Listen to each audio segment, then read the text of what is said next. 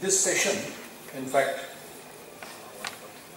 some bullet points has been given in the session plan itself. Regulatory and policy challenges in implementation of ancillary services, models for utilizing stranded generation capacity, need for specifying requirements of spinning reserve obligation for a distribution licensee. 3. What could be the possible commercial settlement mechanism for power offtake through ancillary services? Our chairman, Mr. Verma, made some very important points. He talked it as the law and order problem in the electricity sector. I will put it in a slightly different fashion. When the Indian Constitution was written, electricity was put in the concurrent list of the 7th schedule to the Constitution. And that's where it stays as of today. It is at item 38 of list 3 of the 7th schedule to the Constitution.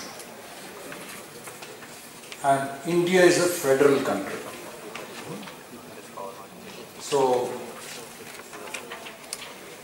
there may be some people who believe that with the development of a national grid, etc., perhaps the time has come to revisit this and see whether electricity needs to be brought to the union list. But please remember, amending the Constitution is not an easy matter. This kind of an amendment to shift a subject from the concurrent list to the union list will require it to be passed in the Lok Sabha, in the Rajya Sabha, by 2/3 majority of the members present and voting, and in addition, it will require resolutions of 50% of the states at least. At least in the foreseeable future, one does not expect a political composition where there can be a political consensus on this. Because the way the Indian polity has developed is, basically, power has shifted more to the states, to the federating units, as compared to the center. That is, if we see India as it existed in 1950s, and India as it is today, it is a fact that in the entire political sharing of power, greater power has shifted to the states. That's how the regional political parties have come up. That's a political aspect. So I think we have to accept the fact that in the foreseeable future, electricity will continue to be in the concurrent list of the 7th schedule of the Constitution. And we have to work within that. Through consensus, deliberations, taking the states into confidence. It's extremely dangerous for people sitting at the center to take decisions pertaining to electricity without real and effective consultation with the states. I'd like to make a personal view, though that is completely personal. My own personal view is that the reason for the regional parties and the states becoming more powerful over a period of time was perhaps organizations like the Planning Commission, etc., were taking a lot of decisions and trying to enforce it on the states. And this creates its own problem, but this is a part of the political process, so I will not like to talk more about it. But leave it to say that we should never forget the fact that as of today and in the foreseeable future, electricity is a subject in the concurrent list, so both the states and the center have a role to play. So decision making in this, in issues like this requires a lot of time on deliberations, consultations with the states, both at the bureaucratic level and at the larger political level. Now, let me focus on this regulatory and policy challenges as per the bullet points given, so that one doesn't stray from the subject. Models for utilizing stranded generating capacity. At the moment at least, let's hope it is a medium-term problem which should get sorted out in 4 or 5 years. But today there is a lot of stranded capacity, and that is because of shortage of fuel. If you take all the thermal power plants in India, perhaps all put together, my figure may be wrong, I am telling from memory, one can look at the latest CEA statistics on it, perhaps the PLF all put together must be in the range of 55, 56 or 57%, which means about 42% of the generating assets are stranded. There are many generating plants which are totally closed. Reason is shortage of coal. That is, instead of calling shortage, I will say a demand-supply gap which has arisen. Because over the last 10 years or 15 years, while more generation capacities came up, coal production couldn't keep pace with this increasing generation capacity. This year, I think Coal India would have ended with a total production of 440 million tons of coal. The year which ended on 31st March last week. The requirement of this country, if you want to run all the power plants, is roughly about 560, 570 million tons. So there is a gap of about 110, 120 million tons. Part of it you make up by importing. Even after that there is a gap. But import has its own problems. Cost is only one of the problems.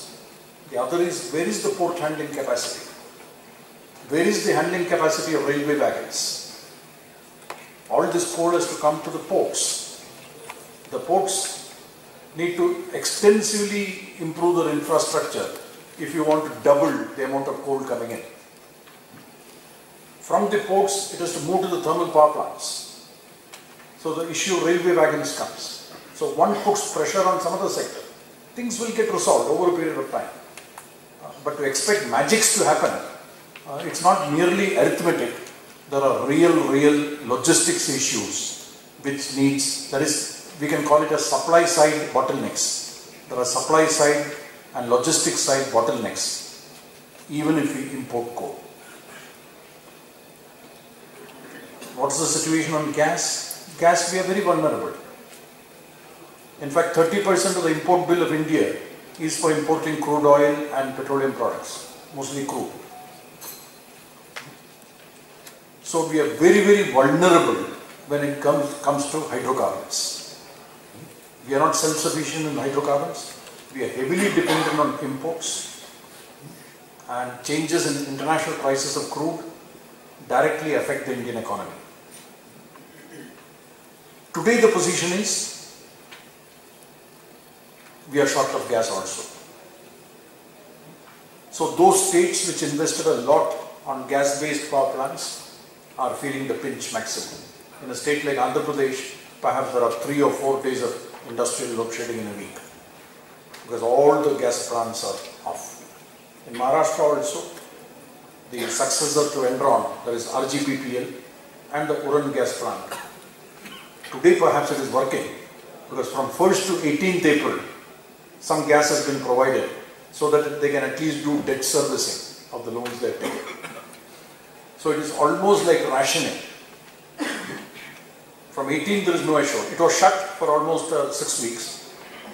Now a gas allocation for 18 days has been made. Just sufficient gas allocation so that they can do debt servicing of the loans they have taken. So it is a hand-to-mouth kind of gas supply. So models for utilizing stranded generating capacity, when there are a number of constraints, the fuel supply constraint is so severe that at best we can make theoretical models. We can't implement them till the more important constraints are sorted out. We can certainly do thinking, we can do brainstorming on it, thinking on it, keep contingency plans ready, have conferences, things. But we are far from a situation where the stranded capacity is coming because of a spinning reserve. The stranded capacity today in India is because of shortage of fuel. Of course, steps are being taken. We have gone into very important issues. So everybody is on a learning curve on everything. The Comptroller and Auditor General raised issues regarding allocation of coal blocks. That has led to a more philosophical issue. Coal belongs to whom? If it belongs to the people of India, can it be given for private profit? It's a public resource. Can public resource be used for making private profit? These kinds of questions are being debated in Parliament. The CAG's report is yet to be considered by the Comptroller, by the Public Accounts Committee of Parliament. So there are various policy issues pertaining to that. However, the models which can be used is, assume that these problems get sorted out over time. 2 steps forward, 1 step backward, 2 steps forward, 1 step backward, in that fashion.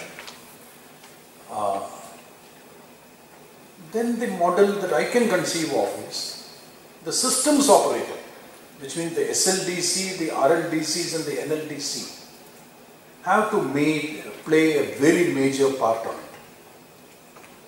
There must be some generating stations which are at the command of SLDCs, RLDCs, and that they can review every year by looking at all the assets. Obviously, the generating stations used for ancillary services should necessarily be stations which have a very short ramp-up time. So idle stations, best choice, switch on and switch off. After that, gas stations. The ramp-up time of thermal power plants or nuclear power plants will be very high. In case of thermal power plants, the ramp-up time can be easily 3, 4, 5, 6 hours. So much so that even now in a merit order dispatch, when thermal power plants are asked to back down, they only back down to what is called the technical critical minimum. And this critical minimum has not been very efficiently defined. So it is left to the general managers of the respective thermal power plants. So whether the critical minimum should be defined taking oil support into account, or the technical minimum is to be defined without taking oil support into account, all these are subjective decisions of the general manager, because these things have not been very important till these market situations came. So in fact, as Chairman MERC, I have given an assignment to CPRI to fix the technical minimum of various thermal plants in Maharashtra. That is, I have asked the general managers to fix it and then have it vetted by CPRI.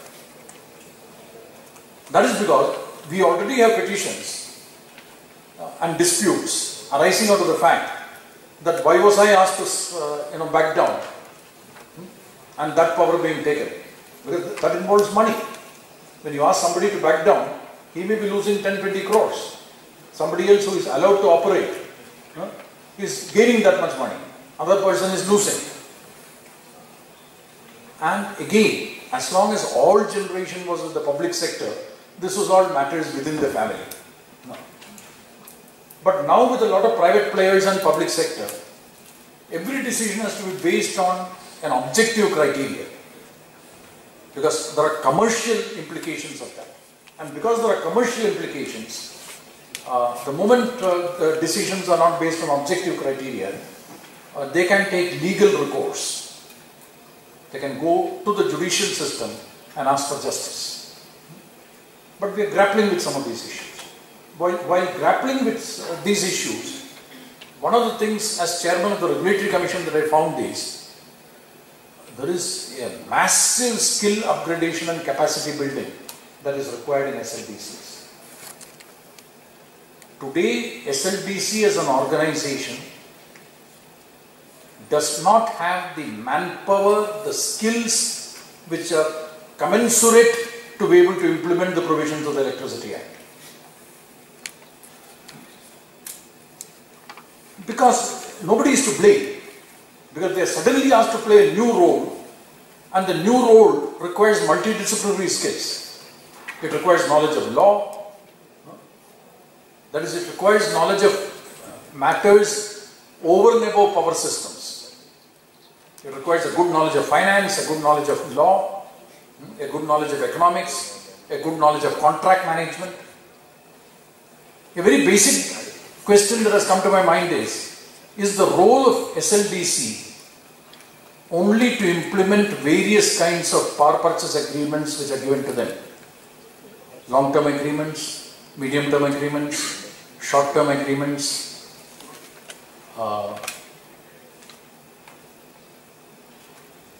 and of course they have the objective of ensuring grid stability and safety of the grid. Keeping that in mind, various bilateral agreements and power purchase agreements, do you implement them? Or is it their role to go beyond that and enforce a merit order dispatch?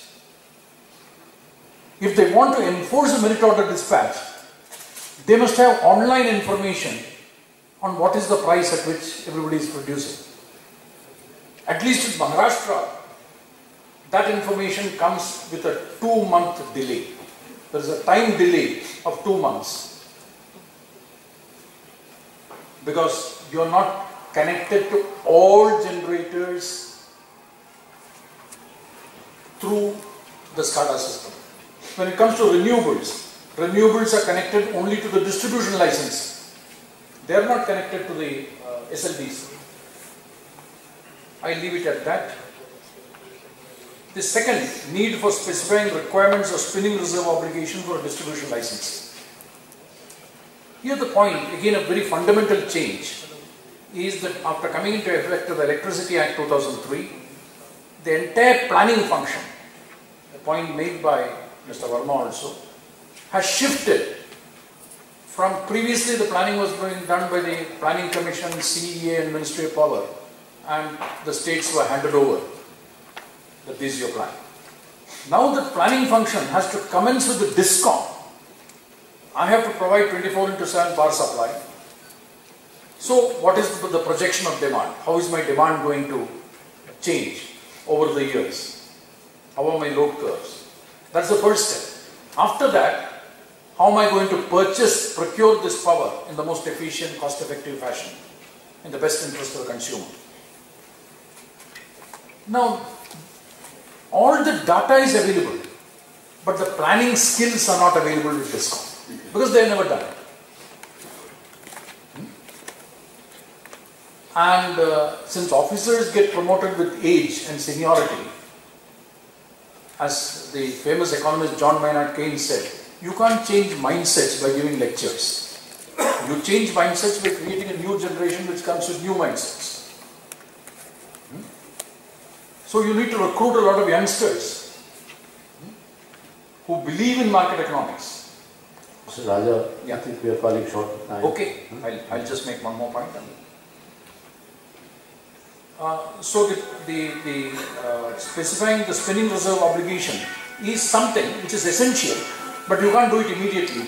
The prerequisite for that is to develop proper planning skills, again with a multidisciplinary team, which in addition to power system people has economists and financial experts also as part of the team with sufficient domain knowledge of the other subjects. What could be the possible commercial settlement mechanism for power offtake through ancillary services? This alternatives can be thought of, but I'll end by saying what Mr. Verma said. Whatever are the alternatives, are we sure that it will get implemented? UA charges have not been paid by Uttar Pradesh for years together.